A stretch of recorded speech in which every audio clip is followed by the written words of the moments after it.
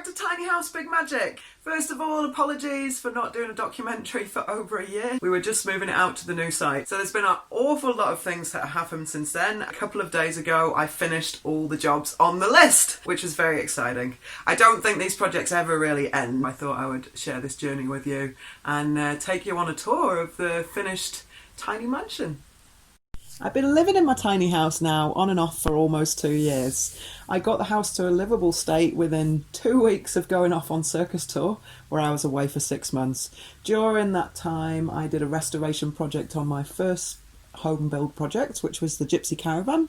I sold her to a lucky new owner, and then that money from that sale went into my new build. So that bought me a new fire, I installed a new oven, I put a deck on the front of the house, and then it also paid for all the finishings that came along with it as well. The deck was a really good project. It was a really good experience. I was very lucky to have a couple of friends in the local area, Greg, who's a carpenter, and Danny, who is a builder, and we did day swaps. So they came and built my deck with me, or more like I was the hammer hand who helped them build my deck. And then I helped Greg with some cladding, and I helped Danny with some painting. So my house, I think, is basically me in a house. It's colourful, it's striking, it's alternative, it's covered in artwork, very, very much like me. I think my favourite place in the whole house is definitely the snug. I spend a lot of time in here reading, relaxing, meditating, hanging out with friends, and generally just being snuggly. It's such a lovely, lovely place to be. There are a few features in the snug which I think are really awesome. The first one is that the bench has a lot of storage space underneath it, always useful in a tiny space.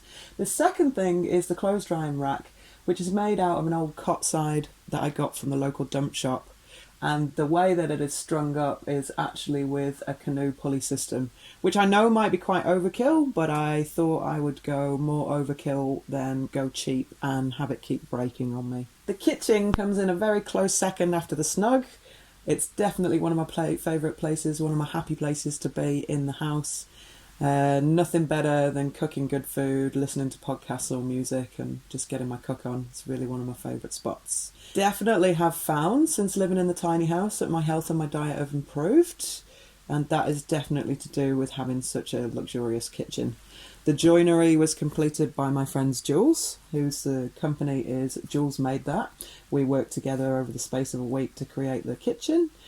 The pantry I did myself, super stoked with that. My friend Keir down in Dunedin has a laser cutter, so he did those really cool detailing cutouts for me. The pantry is definitely one of my favourite things in the house. And also we're very blessed to have Honest Whole Foods here in Wanaka, so I can take my jars and get them filled, which means that things stay waste free. The bathroom is an absolute joy to behold.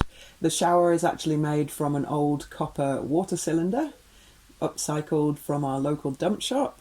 The walls are lino, so they're nice and waterproof, and then there's tiles down the bottom. My shower was really important to me. I work outdoors and I get sweaty every day. So the shower was a very important thing. The stairs have appeared on the documentaries before, but this is definitely one of my favourite features of the house, designed by Mr. Pickles, who was the engineer that worked on this project with me. There's storage in the stairs, and they fold down, so when I'm doing yoga or when I've got friends around for dinner, and in fact most of the time I keep the stairs folded down, it just really gives a lot more space in the house. My bedroom is such a cosy little nook of a space. I really sleep very well in here and really enjoy being in here. I really just use this room for sleeping and for reading my books in the evening. The finishings I'm really, really stoked with. My friend Chris had done the marine rope in his house truck, so I stole the idea from him, and he even sorted me out the rope at trade price, which was awesome. Thanks, Chris. I really love it in here. The lamps I found on Trade Me.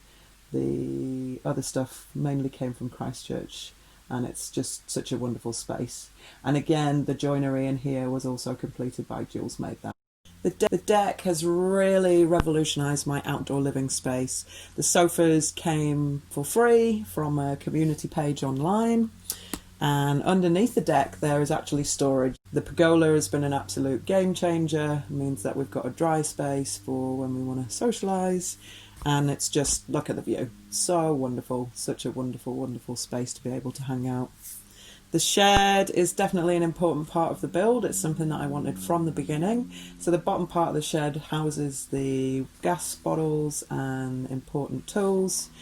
This is all very well insulated because of the water pipes. The top shed is where I store my things, so if I do leave to go away, it means that other people can use my house while I'm not around. So what's it been like living in a tiny house, and what's it's done for my lifestyle? To be honest with you, it's been an absolute dream. It's given me the freedom, financially and project-wise, and able to go away and do different work around the country and the world. It's really supported my spiritual practices, my yoga practice. My health and fitness have improved through the use of the kitchen and also having a space where I can do my exercise. It's been great to be able to be social and to have guests to come and stay and friends over for dinner. It's amazing to be debt-free. What an absolute joy to have built this outright. And now I'm blessed to be able to work part-time in jobs that I really love.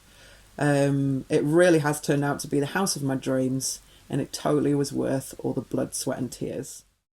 Thank you so much for watching, guys, and for supporting me throughout this whole journey. If you want to stay in the loop, please do like the Tiny House Big Magic page. Leave comments below. I'd love to hear what you think about it. You can like and subscribe these videos to keep in touch.